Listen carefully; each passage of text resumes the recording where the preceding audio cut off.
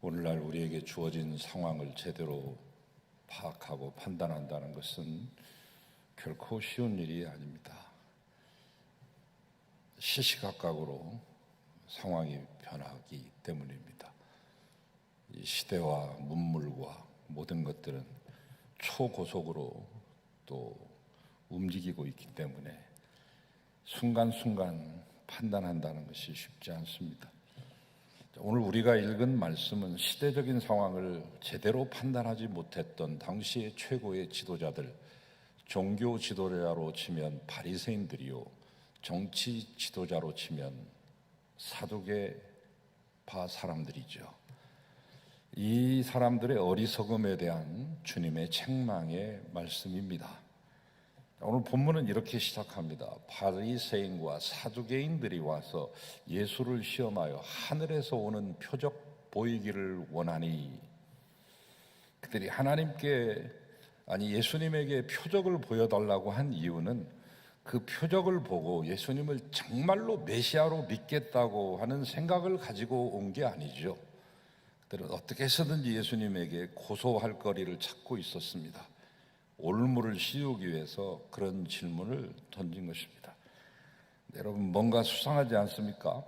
낌새가. 이 사두개인들하고 바리새인들이 함께 같이 왔다는 거, 왠지 냄새가 나지 않습니까?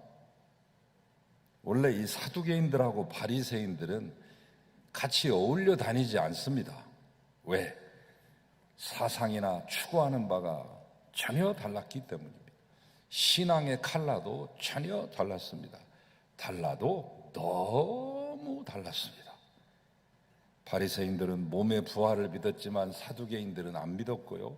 바리새인들은 천사가 있다고 말했지만 사두개인들은 천사가 어디 있어? 바리새인들은 율법을 너무나 철저하게 지키기 위해서 그렇게 하지 않아도 되는데 너무 과도하게 모세의 율법만 지키는 것도 얼마나 힘이 듭니까? 토라, 이 모세 오경만 해도 지켜야 될 계명이 수없이 많은데 거기다가 플러스 알파 해서 613개를 더 보태가지고 그것을 지켜내기 위해서 악전고투, 고군분투했던 그런 사람들이죠. 그러나 사두개인들은 달랐습니다. 설렁설렁 살았습니다. 그들은 현실주의자들입니다. 정치에도 관심을 보였고 헬라나 로마의 지배에 놓이게 되었을 때도 그들은 그들의 앞잡이 노릇을 하면서 정치적인 입지를 높이고 사회적으로 지위를 높였으며 재산도 많이 축적한 사람들입니다. 제사장 계열인데, 제사장 사독의 자식들이기 때문에 사독이라고 하는 그 이름에서부터 사두개라는 말이 나왔는데, 제사장 계열인데도 돈을 탐하고 지위를 탐하는 그런 사람들이었습니다. 이처럼 신앙적으로 보나 정치적으로 보나 서로 각기 다른 노선을 걷고 있었기에 이들은 서로를 멸시했습니다. 손가락질했습니다. 바리새인들은 사두개인들은 이 바리새파 사람들을 당해서 저 세상 물정 모르는 고지식한 놈들, 바리새인들은 사두개인을 향해서 저 세상의 이속만 차리려고 하는 속물 같은 녀석들, 이렇게 말입니다. 그랬던 그들이 오늘은 웬일로 손잡고 예수님을 찾아왔더란 말이죠. 뭔가 수상쩍은 거 아닙니까? 역사를 보면 아무리 원수 같은 사람들도 악을 도모하는 데 있어서는 마음이 하나 될 때가 있더라고요. 성경에서 굳이 찾아보라고 하면 누가복음 23장 12절 말씀, 헤롯과 빌라도가 전에는 원수이었으나 당일에 서로 친구가 되니라. 유대 왕이었던 헤롯과 로마에 파송된 총독인 빌라도가 서로가 친구가 될 수 없는 사이입니다. 지배자인 이 로마의 총독과 피지배국의 이 유다의 왕이 어떻게 친할 수가 있겠습니까? 고종 황제와 이토 히로부미가 어떻게 친구가 될 수 있겠습니까? 헤롯과 빌라도가 그런 견원지간이고 앙숙인데, 그런데 예수님을 죽이는 데는 죽이 잘 맞았습니다.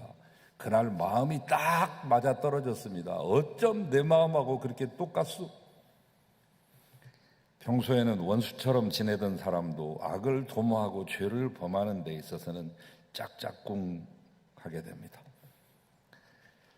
여러분, 지금 이 시기가 어느 시기냐면 예수님께서 오병이어의 기적을 일으켜서 예수님의 이름이 막 알려지고 인지도가 높아지면서 바야흐로 세례 요한은 마케루스 감옥에서 죽게 되고요. 그게 최고의 BTS급 인기라고 그랬잖아요. 이 세례 요한의 인기는 여러분 상상을 초월하는 것이었습니다. 정신적인 기둥이요, 이스라엘의 아버지입니다. 그 사람이 죽고 나서 이제 빈 자리가 하도 큰데 이 사람이 죽으니까 예수님이 그 자리에 들어가 사람들 빈 마음 속에 들어가서 자리 잡기 시작합니다. 오병이어의 기적을 일으키질 않나? 저 멀리 두로와 시돈 지나가지고 데카볼리 지나서 다시금 이 고향 땅으로 돌아오셔가지고 오자마자 수만 명의 사람들의 그 중에서도 병자들을 밤새 고쳐주시면서 각색 병자들이 고침을 받게 됩니다. 소문이 났을 거 아니에요? 입소문이. 거기다가 그 배고픈 사람들을 그냥 돌려보내기 어려우니까 칠병이어의 기적까지 막 일으킨 그 참입니다.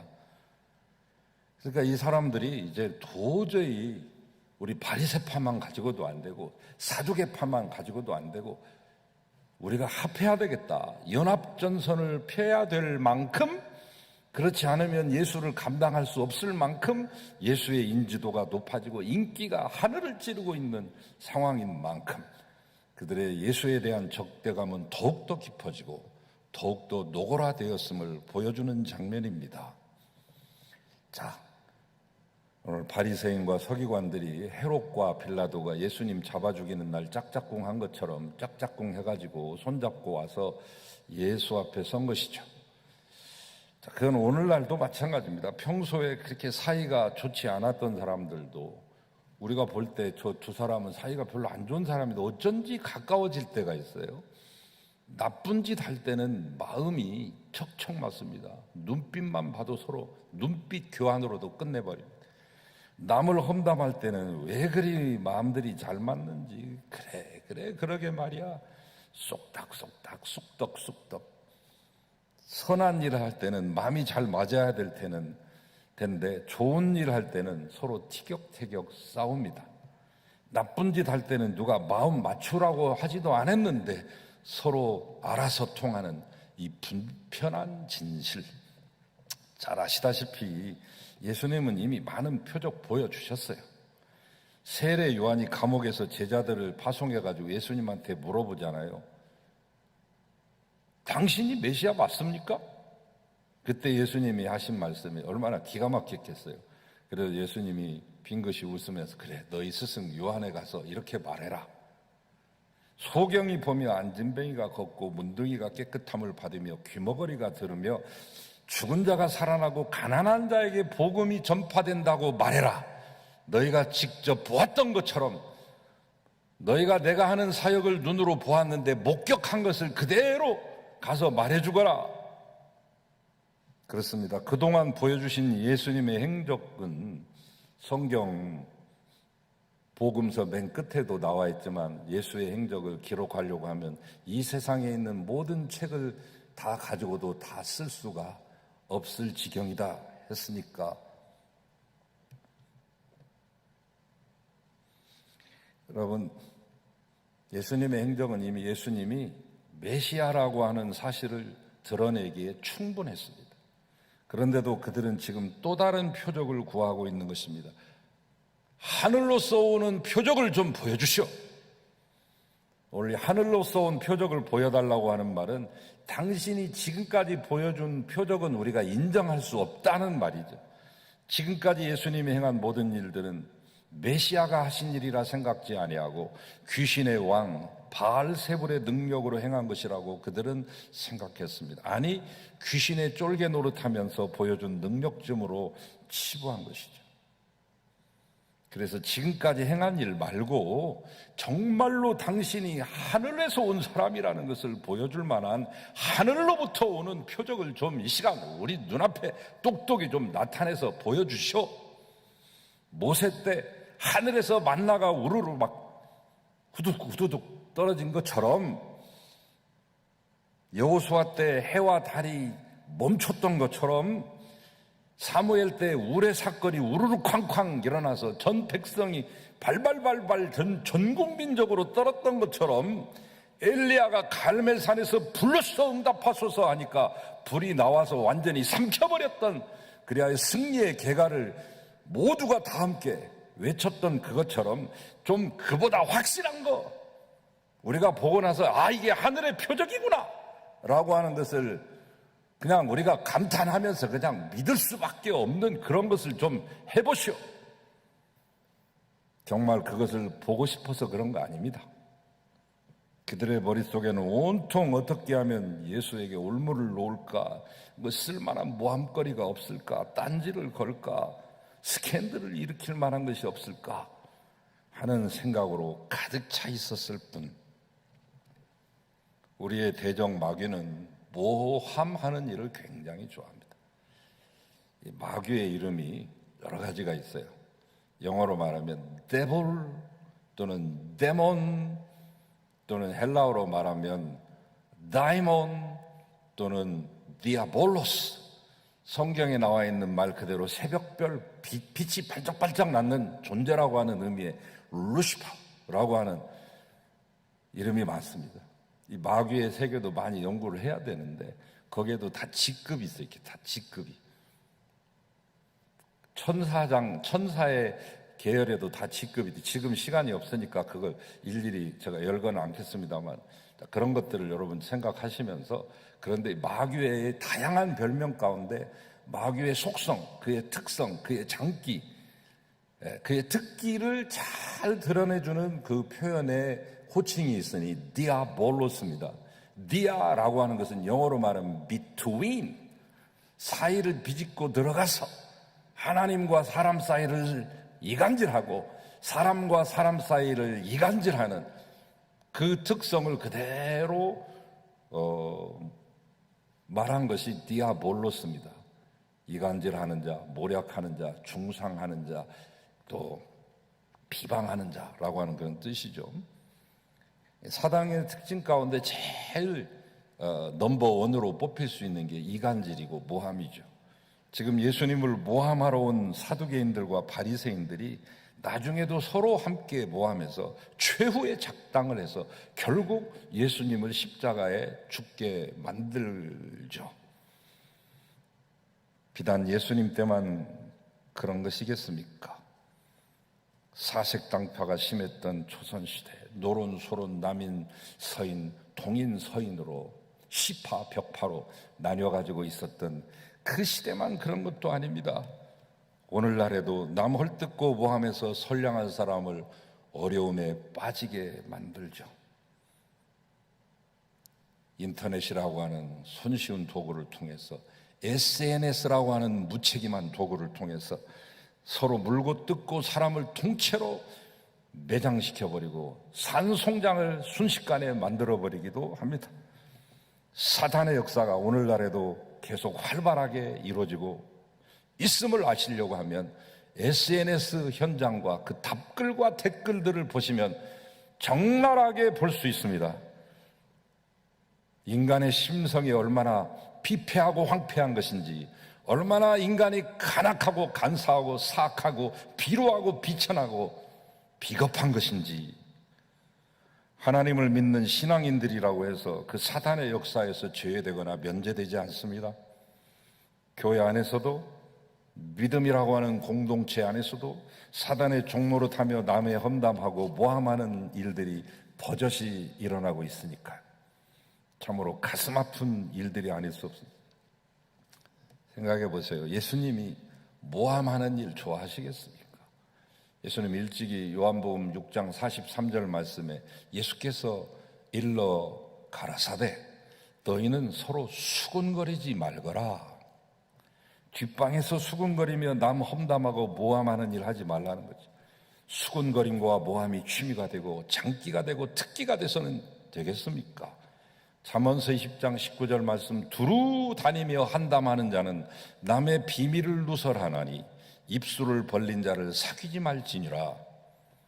한편 하늘로서부터 오는 이 표적을 요구했던 바리새인들과 서기관들의 이 사두개인들에게 주님은 이런 말씀을 하셨습니다.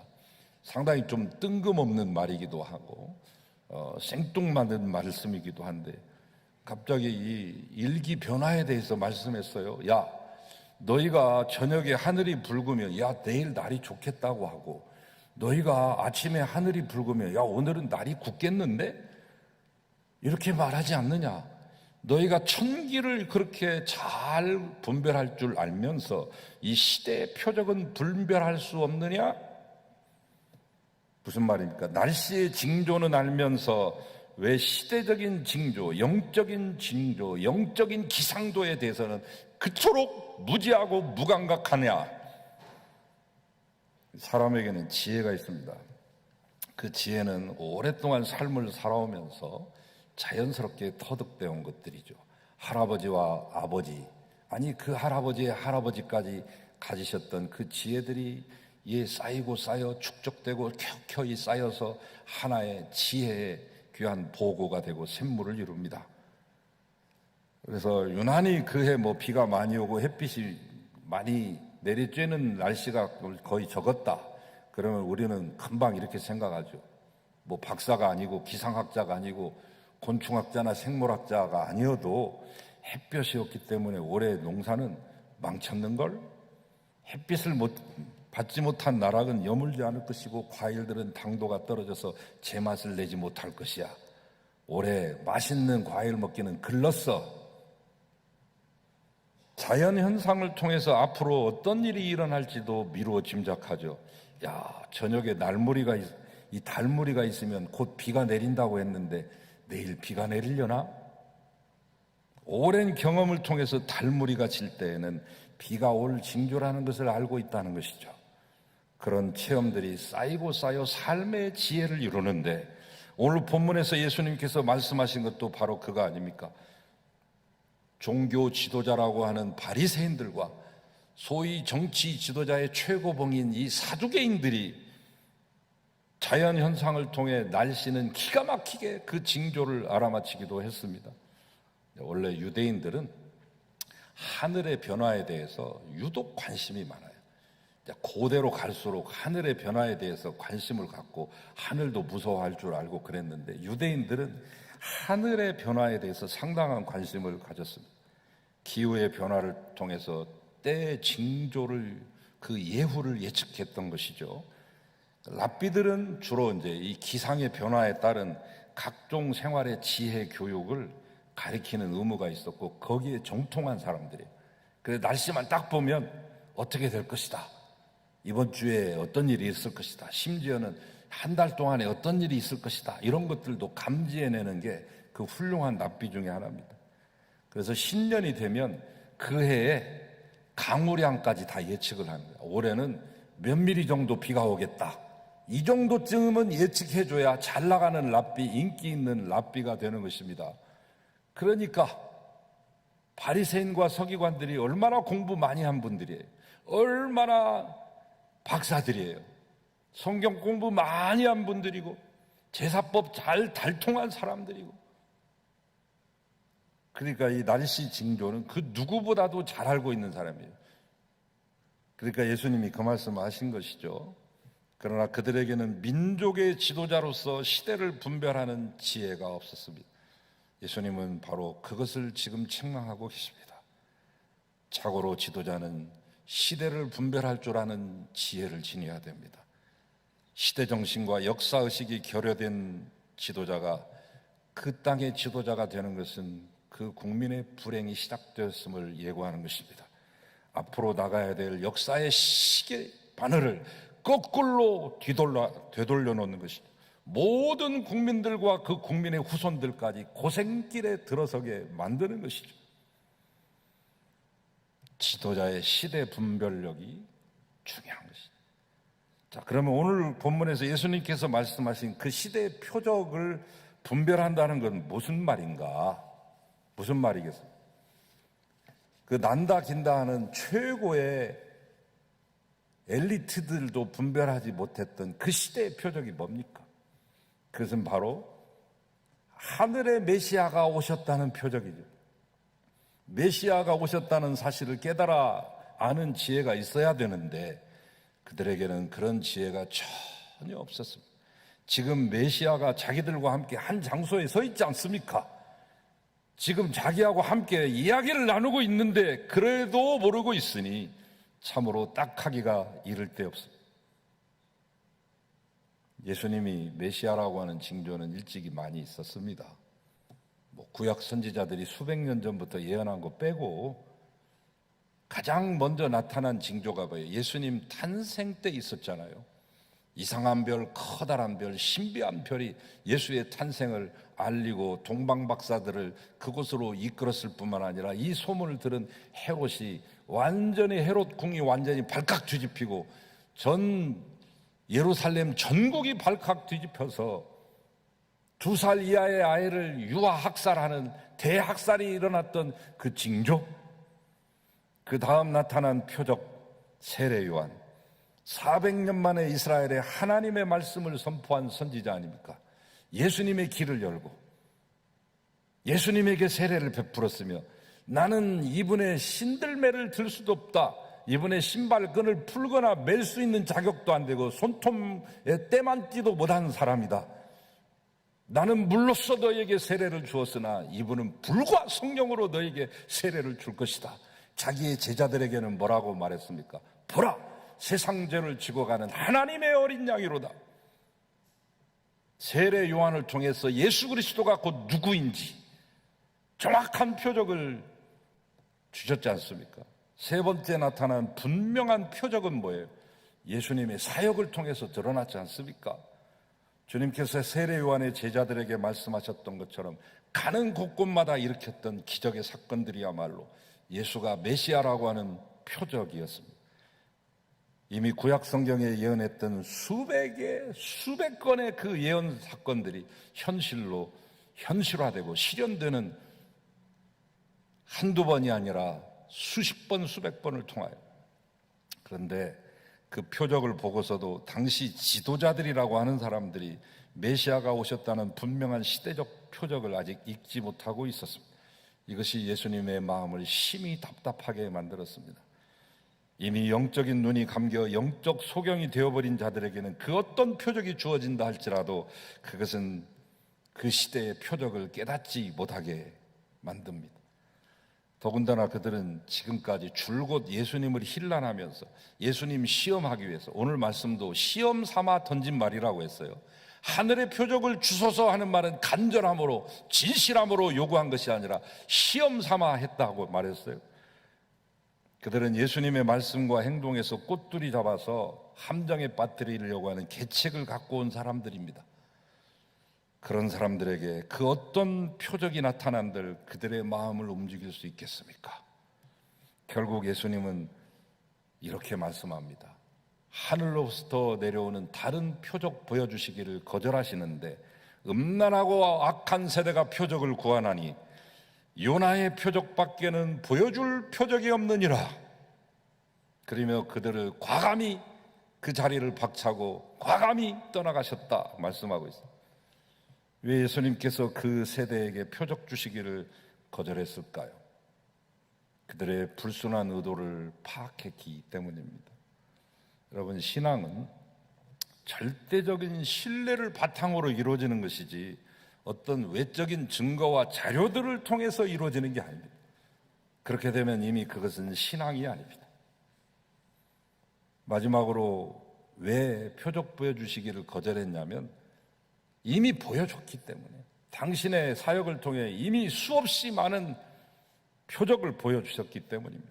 그것을 통해 믿지 못하면 역시 다른 표적이 주어진다 할지라도 믿지 않을 것이기 때문입니다.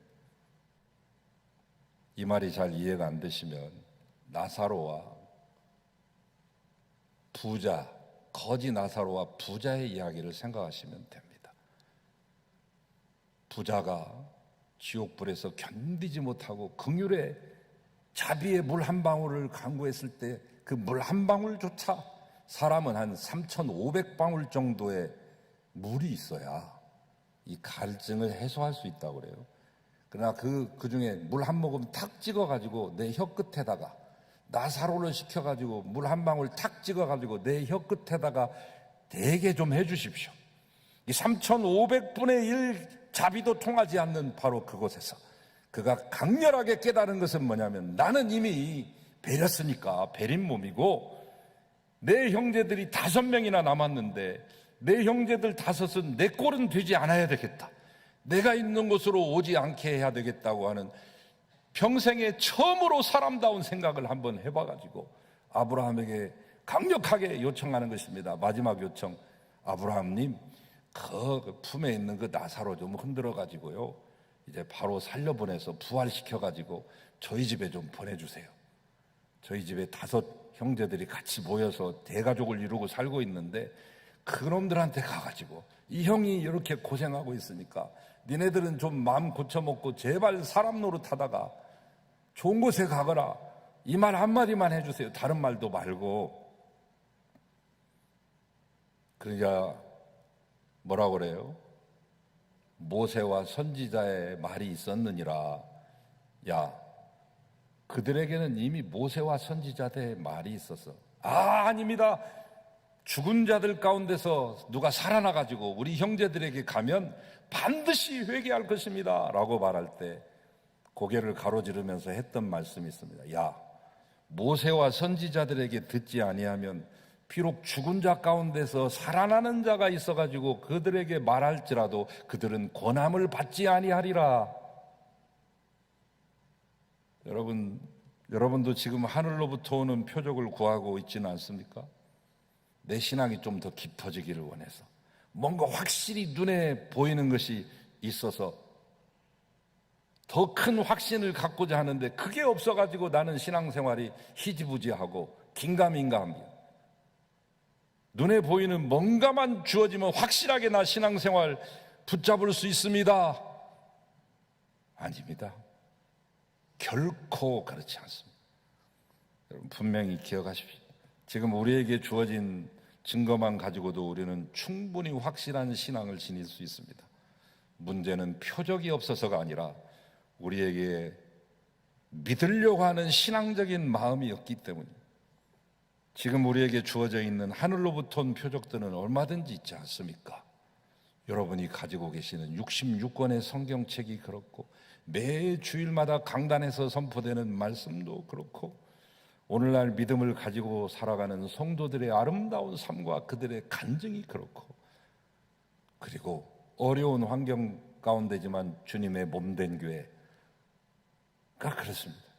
이 모두가 오늘 우리 시대에 주어진 하늘로부터 온 표적입니다. 그러한 우리 주변에 있는 그런 것들만 가지고도 우리는 확고한 신앙인이 될 수 있습니다. 오늘 나에게 주어진 표적들이 무엇인지를 다시 한번 깊이 생각해 보시고 돌아보십시오. 의외로 나를 바른 신앙으로, 굳건한 신앙으로, 든든한 신앙으로 인도해 주는 표적들이 여기저기에 많이 있음을 발견하실 것입니다. 이미 내게 주어져 있는 그것들은 외면하면서 새로운 표적을 구하는 것은 어리석은 짓이고, 그러한 요구는 오늘 본문에서 바리새인과 서기관들에게 하셨던 것처럼 주님의 단호한 거절만이 있을 것입니다. 그러니 여러분, 먼 데서 찾지 마시기 바랍니다. 오늘 바로 내 삶, 내 주변에서 하늘로부터 오는 표적들을 찾으십시오. 신앙의 눈을 가지고 보면 얼마든지 찾아내실 수 있습니다.